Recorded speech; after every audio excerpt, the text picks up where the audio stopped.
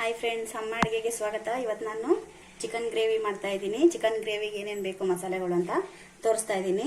2 ಈರುಳ್ಳಿ ಇಟ್ಕೊಂಡಿದ್ದೀನಿ, ಸಣ್ಣ ಸಣ್ಣ ತುಂಡು ಶುಂಠಿ ಇಟ್ಕೊಂಡಿದ್ದೀನಿ, ಒಂದೇ ಒಂದು ಬೆಳ್ಳುಳ್ಳಿ ಹಾಕೊಂಡಿದ್ದೀನಿ, ಒಂದು 10 ಮೆಣಸಿನಕಾಯಿ ತೊಳೆದು ಇಟ್ಕೊಂಡಿದ್ದೀನಿ, ಕೊತ್ತಂಬರಿ ಸೊಪ್ಪು ತೊಳೆದು ಇಟ್ಕೊಂಡಿದ್ದೀನಿ.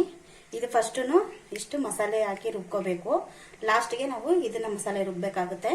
ಫಸ್ಟ್ ಇದನ್ನ ನಾನು ರುಬ್ಕೊಳ್ಳೋದನ್ನ ತೋರಿಸ್ತೀನಿ. ಬಾಣಲಿ ಕಾದಿದೆ, ಎಣ್ಣೆ ಹಾಕೋತಾ ಇದ್ದೀನಿ. ಎಣ್ಣೆ ಸ್ವಲ್ಪ ಜಾಸ್ತಿ ಹಾಕೊಳ್ಳಿ, ಚೆನ್ನಾಗಿ ಬರುತ್ತೆ. 6 ಸ್ಪೂನ್ ಹಾಕೊಂಡಿದ್ದೀನಿ.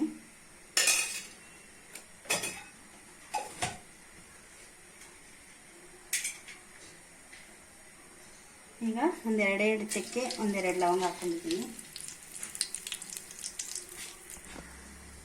ನೋಡಿ, ಚೆನ್ನಾಗಿ ತೊಳೆದು ಇಟ್ಕೊಂಡಿದ್ದೀನಿ ಚಿಕನ್ನ.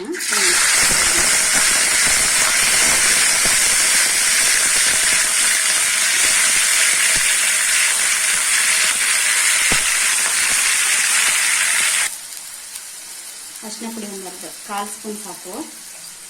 ಸಾಲ್ಟ್ ಸೇರಿಸ್ಕೊಳ್ಳೋಣ. ಬರೀ ನಾನು ಚಕ್ಕೆ ಲವಂಗ ಅಷ್ಟೇ ಹಾಕ್ಕೊಂಡಿದ್ದೀನಿ. ಈರುಳ್ಳಿ, ಬೆಳ್ಳುಳ್ಳಿ, ಶುಂಠಿ ಎಲ್ಲ ರುಬ್ಕೋತಾ ಇದ್ದೀನಿ. ಈಗ ಒಂದು 10 ನಿಮಿಷ ಇದು ಎಣ್ಣೆಲೆ ಫ್ರೈ ಆಗಬೇಕು. ಫ್ರೈ ಆಗ್ತಾ ಇರಲಿ, ಮಸಾಲೆ ರುಬ್ಕೊಳ್ಳೋಣ. ನೋಡಿ, 10 ನಿಮಿಷ ಚೆನ್ನಾಗಿ ಬೇಯಿಸಿದ್ದೀನಿ. ಅದರಲ್ಲಿರೋ ನೀರೆಲ್ಲ ಡ್ರೈ ಆಗಿ ಬರೀ ಆಯಿಲ್ ಮಾತ್ರ ಇದೆ.